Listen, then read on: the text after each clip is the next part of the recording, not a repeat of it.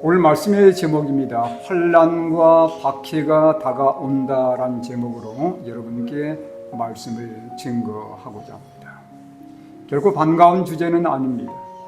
그러나 우리가 반드시 겪어야 할 과정이기 때문에 여러분께 이 말씀을 드리는 것입니다.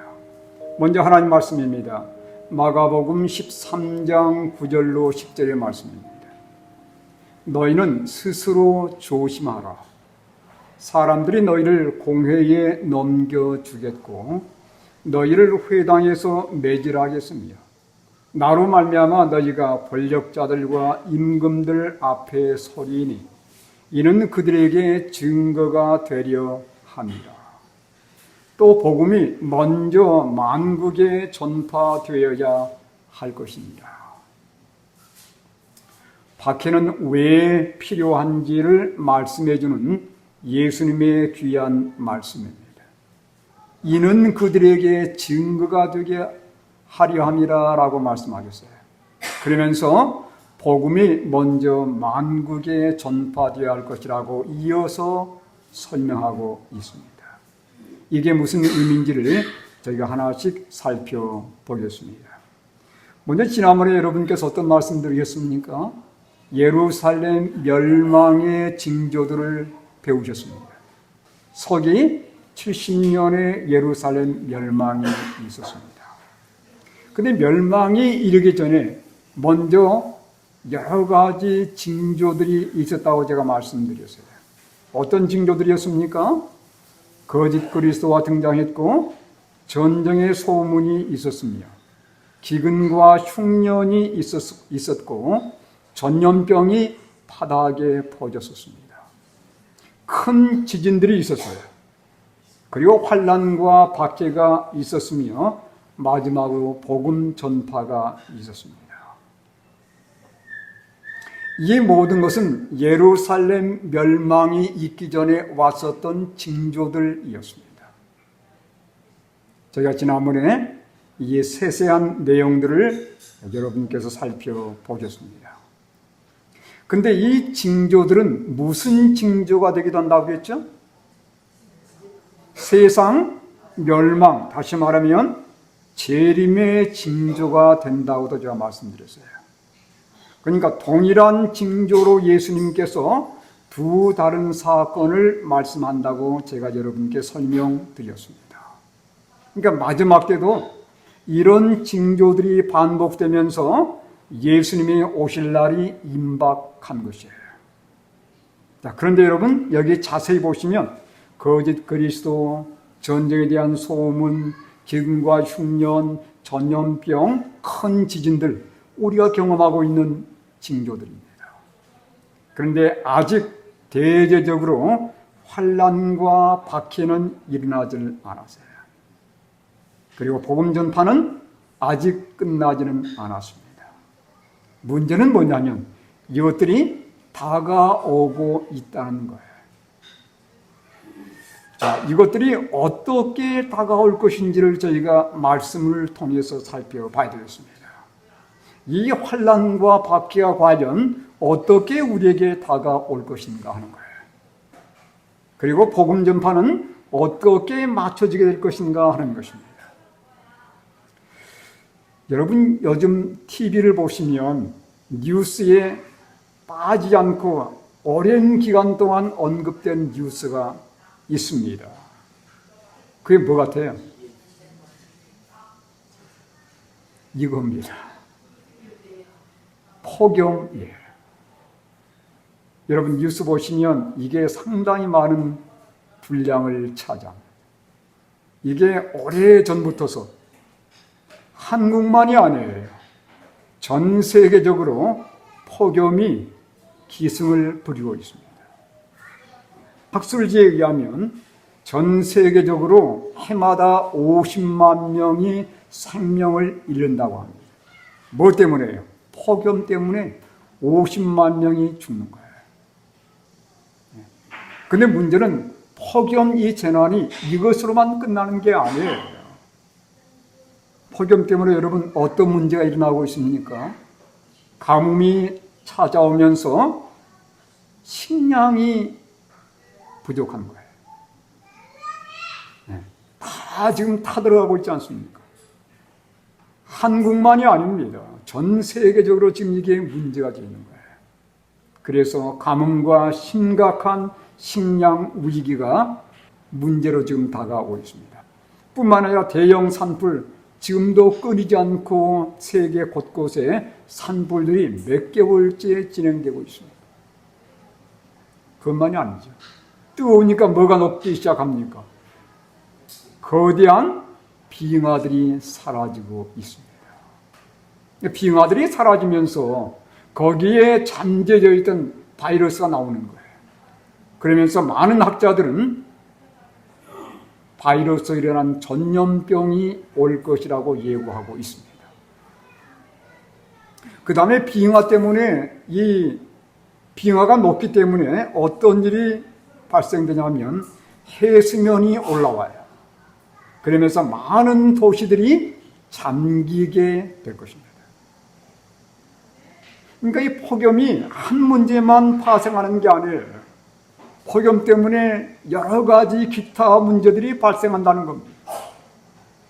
이걸 보면 이 지구의 멸망이 정말 임박하고 있다는 것을 우리가 눈치챌 수 있습니다. 근데 그것만이 아닙니다. 여러분, 지난 6월부터서 이번 주까지 저희가 얼마나 많은 지진이 일어난지를 살펴봤어요. 진도 6.0 이상의 지진이 3개월 사이에 몇 번 발생했어요? 11번 발생했습니다. 6.0 이상. 근데 좀 더 센 7.0 이상의 지진은 몇 번입니까? 5번 발생했습니다. 지금 지진이 끊이지 않고 발생하고 있는 거예요. 이것만이 아닙니다. 초대형 태풍이 몰아닥치는 그러한 세상이 되었습니다. 이 바람이 얼마나 센지 트럭까지 날아가는 거예요. 근데 바람만 부는 게 아닙니다. 거대한 비구름대를 몰고 와서 그곳에만 쏟아붓는 거예요. 그러니 초대형 홍수가 일어나고 산사태가 발생하는 겁니다. 이런 재난들이 계속해서 세계 곳곳을 강타하고 있는 거예요. 여러분, 그래서 전문가들은 그들이 하나님을 믿는 자들인지 모르겠지만 이 세상의 마지막이 다 되었다고 그렇게 진단하고 있습니다. 그런데 여러분, 이 모든 재난의 장본인이 누굴까요? 누가 이런 재난을 일으키는 겁니까? 이게 이상기온 때문에 발생하는 겁니까? 물론 이상기후, 이상기온 때문에 이런 재난들이 오기도 하지만 이 모든 것을 일으키는 장본인이 있습니다. 영감이 글을 보겠습니다. 모든 재난의 장본인이에요. 각 시대의 대정투 589쪽의 말씀입니다. 사탄은 아직 준비되지 아니한 영혼들을 자기의 수확물로 거두어들이기 위하여 무엇을 통하여? 자연 요소들을 통하여 일한다. 제가 여기 있는 ANH의 말씀을 좀 더 원어에 가깝게 다시 좀 번역을 했습니다. 그는 자연의 실험실의 비밀들을 자세히 연구하여 하나님께서 허용하시는 범위 안에서, 하나님이 허용해 가능한 거예요. 하나님이 허용하시는 범위 안에서 자연 요소들을 지배하고자 그의 전력을 기울인다. 뭘 활용한다고요? 자연 요소들을 통해서 일한다는 거예요. 여러분, 그 자연 요소들이 뭔지 아십니까? 여러분, 엘리멘트란 단어를 찾아보시면 알게 되세요. 뭐가 엘리멘트냐면, 자연의 요소가 뭐냐면 땅과 물과 불과 바람들이에요. 이것들을 가지고 이 세계 곳곳의 재난들을 일으키는 거예요. 자, 땅에 관한 것 뭐가 있습니까? 지진 있잖아요, 지진. 산사태. 물에 관한 게 뭐가 있죠? 홍수. 또 뭐가 있어요? 쓰나미, 폭우. 불에 관한 것은요, 대형 화재를 일으키고 산불을 일으키는 겁니다. 바람에 대한 건 뭐가 있죠? 강력한 태풍, 허리케인, 토네이도 이런 것들이 있습니다. 누가 일으킨다고요? 사탄이 일으키는 거예요. 하나님이 허용하시는 범위 내에서 이런 것들을 일으킨다는 것입니다.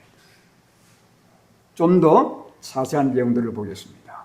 각세대정투 589쪽입니다. 사탄은 뜻하지 않은 사고, 바다와 육지에서 일어나는 재난, 큰 화재, 사나운 풍랑, 토네이도입니다. 심한 우박, 폭풍우, 홍수, 해오리 바람, 사이클론이에요. 해일, 쓰나미입니다. 지진 등 수많은 방법으로 각 지역에서 그의 능력을 나타내고 있다. 그는 다 익은 수확물을 쓸어버림으로 기근과 불행이 뒤따르게 한다. 그는 치명적 병도를 어디에 뿌려요? 공중에 뿌림으로 수많은 사람들을 질병으로 죽게 한다. 이게 바로 전염병이에요. 이러한 일은 점점 더 빈번하고 비참해져 간다. 멸망이 사람과 짐승에게 똑같이 엄습한다. 자, 지금 이렇게 되어가고 있습니까? 예, 말씀한 대로 지금 되어가고 있잖아요. 예. 사탄이 이런 모든 재난의 장본인이라는 사실입니다. 자, 그러면 사탄이 이런 재난들을 일으키는 의도가 있을 거 아니에요. 의도가 있는 겁니다. 왜 이런 재난들을 일으킬까요? 첫 번째는 준비되지 않은 사람들을 쓸어가 버리기 위한 것이고, 두 번째는 이런 놀라운 의도가 있는 것입니다. 잘 보십시오. 재난에 대한 사탄의 의도입니다. 이 원고 10번 239쪽의 말씀이에요. 이 영감의 글들은 얼마나 우리에게 정말 이 마지막 때의 세상에 일어날 일들을 정확하게 지적하는지 몰라요. 너무나 놀라운 말씀들입니다. 여기 보십시오. 왜 마지막 때 사탄이 이런 재난들을 가속화시키고 일으키는가 하는 거예요. 사탄은 사건들에 대한 자신의 해석을 사람들에게 심어준다. 그리하여 사람들은 사탄이 원하는 대로 온 땅을 가득 채우는 재난들이 일요일을 지키지 않았기 때문에 발생한 것이라고 생각하게 됩니다. 재난들이 왜 생긴다고요? 누가 일으키면서요? 사탄이 일으키면서 일요일을 지키지 않기 때문에 발생한다는 거예요. 그 다음에 이렇게 얘기합니다. 하나님의 진노를 달래기 위해서 영향력 있는 사람들은 일요일 준수를 강제하는 법률을 제정한다. 그러니까 뭐 해야 재난이 멈춘다? 일요일 법령을 신속하게 내려야만 재난이 끝난다고 가르치는 것입니다. 그래서 무엇을 가속화시키냐면 신속한 일요일 휴업령을 제정하게 만드는 거예요. 그래도 재난이 멈춰야 안 멈춰요? 그래도 안 멈춥니다. 그러니까 이제는 어떻게 할까요? 이렇게 하는 것입니다. 자, 보십시오. 그때의 큰 기만자는 하나님의 계명을 순종하는 자들이 그들이 당하는 모든 재난의 원인이 된다고 비난할 것이다. 초점을 누구한테 돌리는 것입니까? 누구한테 돌려요?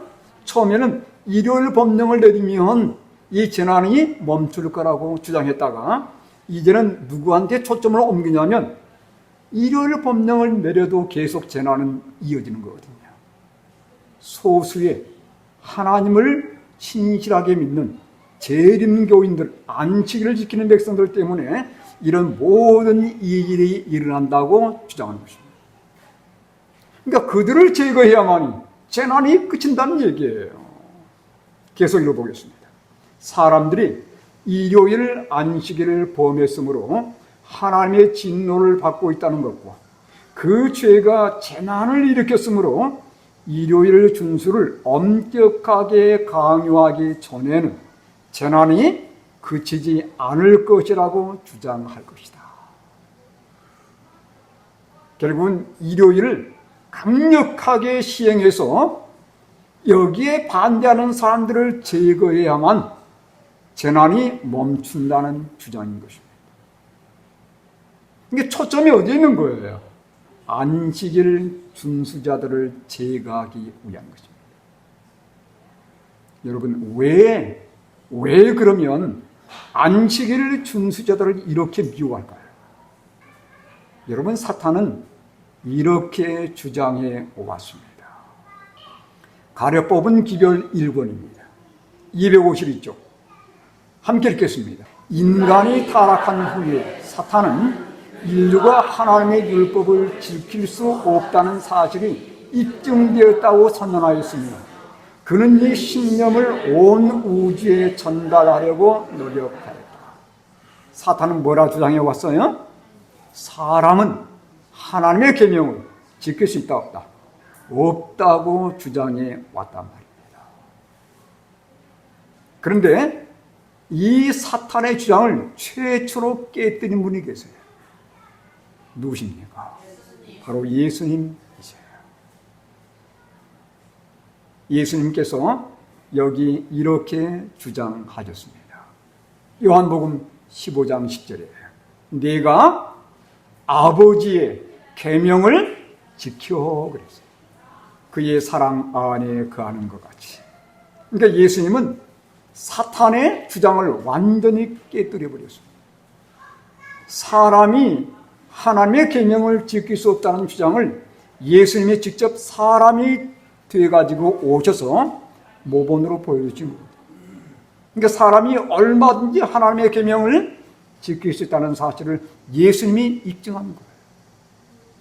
그래서 이 예수님을 제거하기 위해서 십자가를 설치한 것입니다.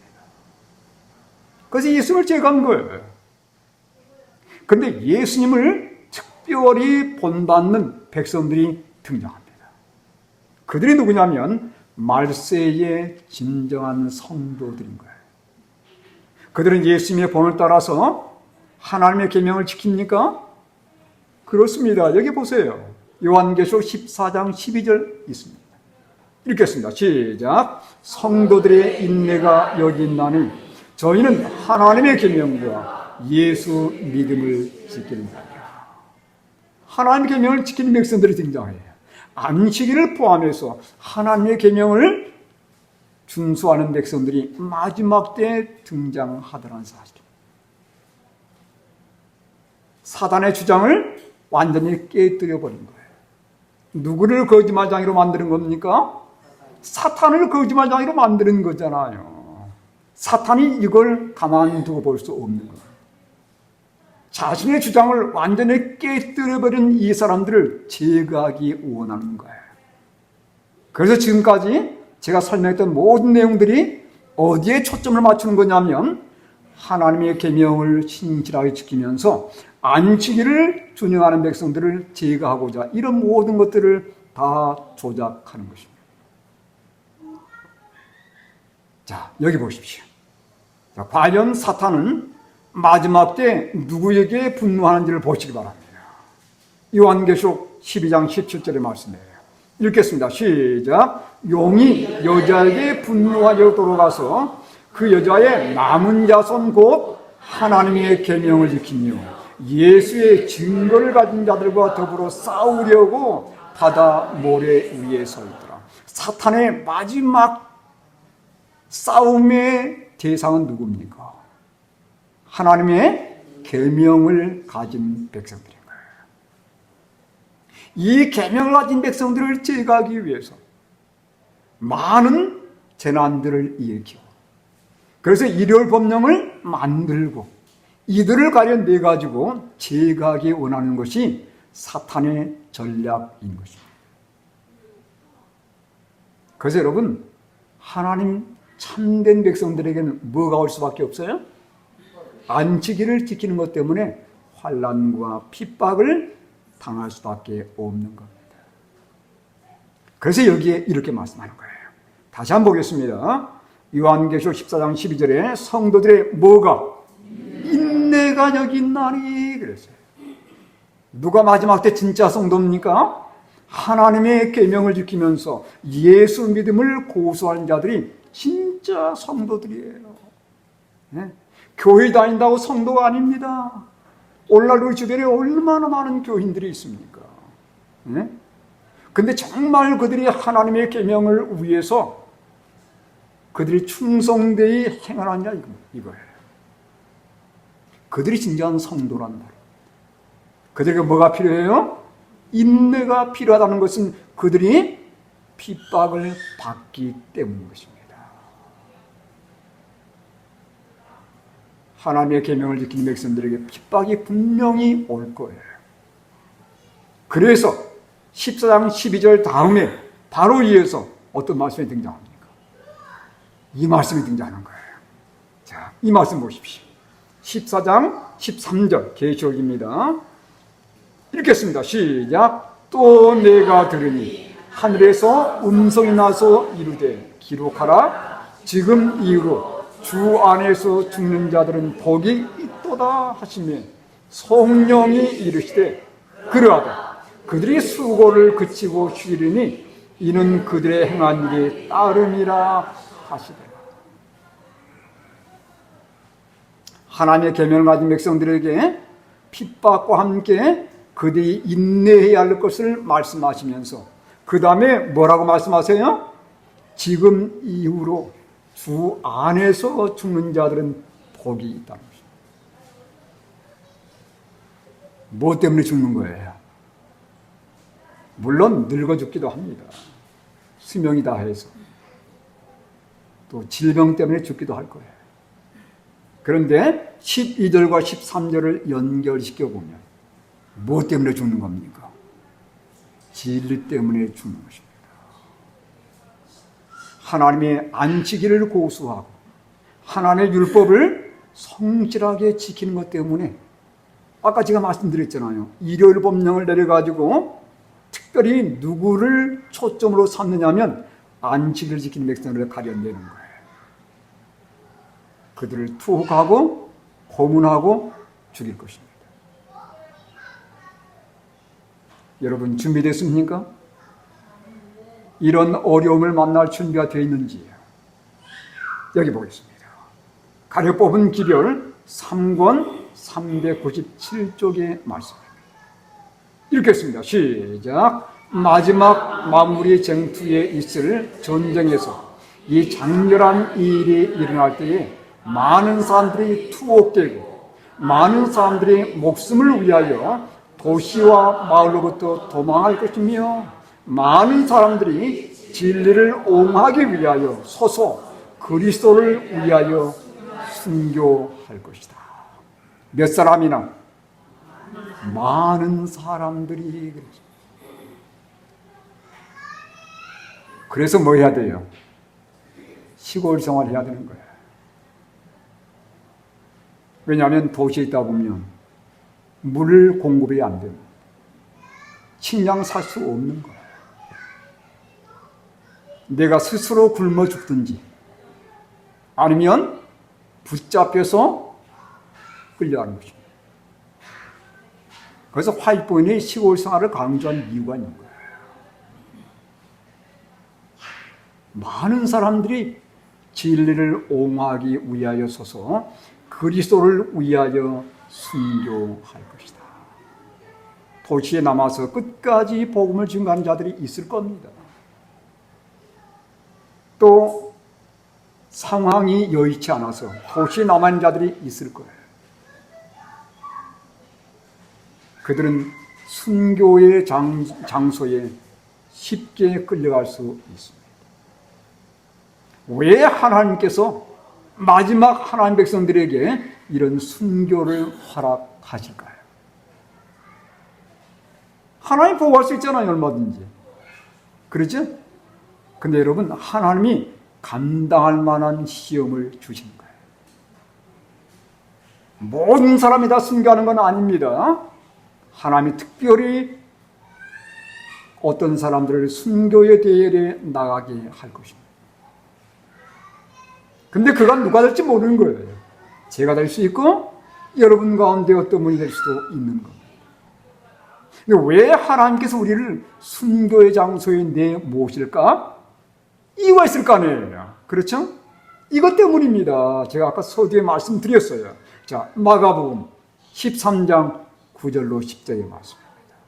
이렇게 했습니다. 시작. 너희는 스스로 조심하라. 사람들이 너희를 공회에 넘겨주겠고 너희를 회당에서 매질하겠으며 나로 말미암아 너희가 권력자들과 임금들 앞에 서리니 이는 그들에게 증거가 되려 함이라. 또 복음이 먼저 만국에 전파되어야 할 것입니다.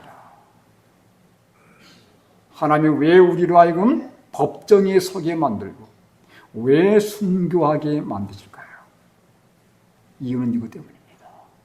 이렇게 해서 복음을 들어야 하지만 들을 수 없는 사람들에게 복음을 들을 수 있는 기회를 주는 거예요. 그래서 그들에게 마지막 외침을 외치게 만든 것입니다. 이렇게 해서 땅 끝까지 뭐가 증거되게 하는 겁니까? 복음이 증거되게 하는 거예요.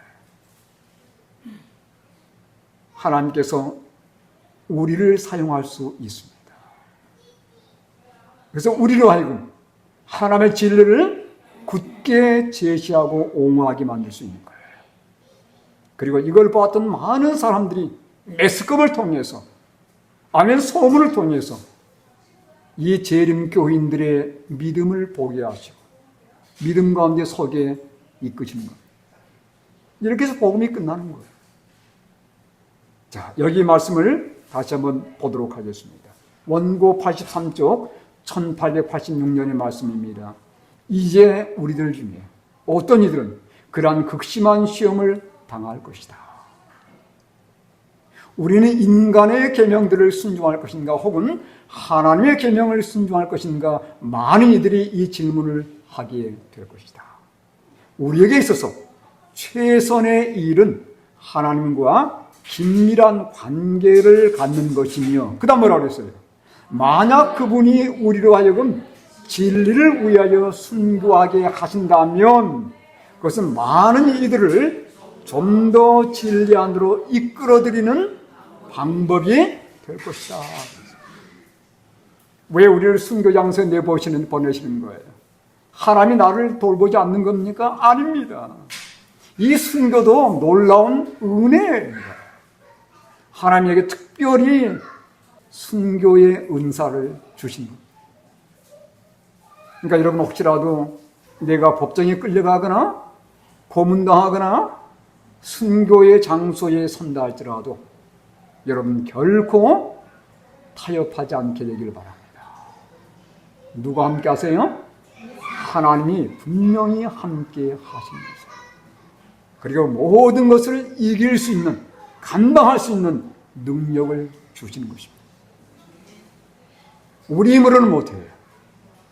나와 함께 하시는 하나님의 이름으로, 그분의 능력으로 능히 가능하다는 것을 여러분 꼭 기억하시기 바랍니다. 이게 많은 사람들에게 전도의 기회가 될 것입니다. 이렇게 해서 우리가 알고 있는 세 천사의 기별이 땅 끝까지 증거가 되는 거예요. 자, 오늘 제가 드릴 때 말씀을 좀 다시 한번 정리해 드리도록 하겠습니다. 자, 여기 보시면 마지막 때 이런 많은 재난과 함께 징조들이 있을 거라고 말씀드렸어요. 배후에 누가 있다고 그랬습니까? 사탄이 있다고 제가 말씀드렸습니다. 사탄이 그러면 왜 이런 재난들을 일으킨다고요? 뭘 제정하기 위해서? 일월 법령을 제정하기 위해서. 그런데도 여기에 그치지 않고 누구를 추려내는 거예요? 안식일을 지키는 백성들을 추려내는 것. 그리고 그들로 하여금 법정에 서게 만들 것이고 그들에게 박해를 가할 것이에요. 박해의 목적은 사람들에게 하나님의 복음을 증거하기 위한 하나님의 또 다른 방법이라고 말씀드렸습니다. 이렇게 해서 이 환난을 통해서 온 땅까지 복음이 증거될 것이고, 비로소 누가 오시는 겁니까? 예수님께서 오시는 것입니다. 여러분, 이런 일이 수십 년 남은 게 아닙니다. 빠른 시간 내에 다가올 것이에요. 지금 우리가 재난들을 보고 있지 않습니까? 네? 아주 빠른 시간 내에 이런 것들이 신속하게 다가올 것입니다. 과거에 몇십 년에 걸쳐서 일어났던 일들이 마지막 때는 순식간에 일어난다고 말씀하고 있어요. 그래서 여러분, 제가 마지막으로 여러분께 호소드리는 것은 바로 이 말씀입니다. 누가복음 21장 28절의 말씀 읽겠습니다. 이런 일이 되기를 시작하거든 일어나 머리를 대 너희 속량이 가까웠느니라 하시더라. 여러분, 이런 재난들이 일어나고 있는 이 때에 우리는 누구보다도 깨어 있어야 할 것입니다. 그리고 하나님 말씀대로 타협하지 않는 삶을 사는 것 너무도 중요해요. 여러분, 이 날에 가서 후회해봤자 아무 소용이 없는 거예요. 우리가 언제 준비해야 되냐면 오늘 준비해야 되는 것입니다. 우리는 때로 미룰 수가 있어요. 여러분, 사탄이 가장 좋아하는 말이 무슨 말인지 아십니까? 내일도 있어, 그 말이에요. 사탄이 좋아하는 말은 내일도 있어. 근데 여러분, 내일은 우리에게 보장되질 않았습니다. 내일 무슨 일이 있을지 아무도 모르는 거예요. 오늘 내가 고치지 않는다면 결코 내일을 고칠 수는 없는 겁니다. 오늘 내가 결단하지 않는다면 우리는 가장 어려운 때에 사생 결단을 해야 될 거예요. 그때는 훨씬 더 어렵다는 사실입니다. 지금 나와 하나님 사이에 금이가 있는데 여러분, 태풍 불면 넘어지게 되어 있는 거예요. 평소에 금이가 있는 담벼락은요, 거대한 바람이 불면 넘어지게 되어 있습니다. 그러니까 지금 보수를 하셔야 되는 거예요. 지금 나와 하나님 사이에 잘못된 모든 것들은 지금 고치지 않으면 나중에는 결코 고칠 수가 없는 겁니다. 미루지 마시고, 그리고 어떤 문제로라도 타협하지 마시면서 하나님 말씀대로 충성되게 사는 백성들이 저희 모두가 되어야 하는 것입니다. 여러분, 인생 별거 아니에요. 우리에게 내일이 보장되어 있지 않습니다. 세상에 있는 것 때문에 여러분, 우리의 영혼을 팔지 않게 되기를 바랍니다. 원칙을 굳게 고수하시고 예수님 말씀 따라 충실되게 사시다가 우리에게 비록 환난과 어려움이 온다 할지라도 우리와 함께 계시는 예수님의 계심을 믿으시고 그 예수님 팔을 굳게 붙잡고 환난을 통과하셔서 주님 오시는 그때에 영광의 멸류관을 다 받아 쓰시는 우리 모든 성도들 되기를 바라면서 말씀을 마치겠습니다.